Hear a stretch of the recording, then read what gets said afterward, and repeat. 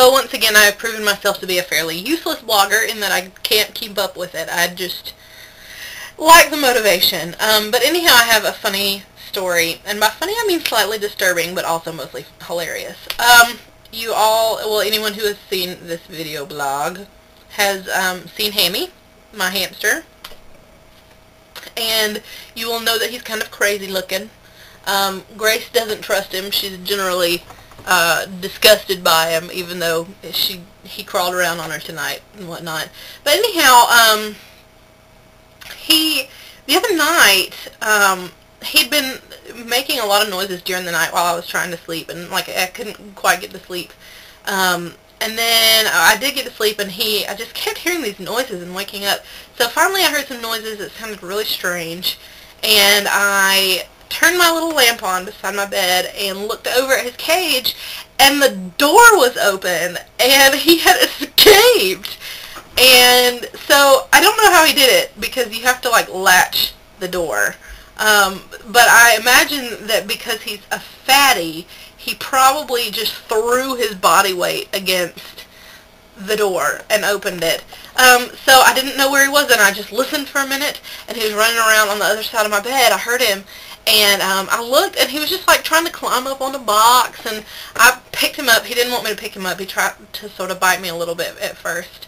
But I don't know. I mean, here, I'll show you. There's his cage that he had to, you will notice it is now ribboned closed, and he had to jump all this way to the floor and then run around. I mean, I do not know how he did it without like seriously injuring himself. So he's trying to escape. And then we've seen him storing up food. Like when I refilled his food bowl the other day, he like jumped on it like he was starving and picked out all his favorite pieces and packed them into his cheeks and crawled into his little apartment. He has an apartment and a crow's nest, but he was in the apartment part, and like burrowed under some bedding and like emptied his mouth and deposited all of this food, and it was disgusting, but he's just saving it. And then last night, I saw him exercising on his wheel for the first time ever. I've never seen it, and I heard the noise. I turned my lamp on, and he was just sitting on the wheel looking at me like, "You're not supposed to know that I exercise at all." So he's getting in shape, he's storing up food, and he's planning escape routes. He's planning a revolution.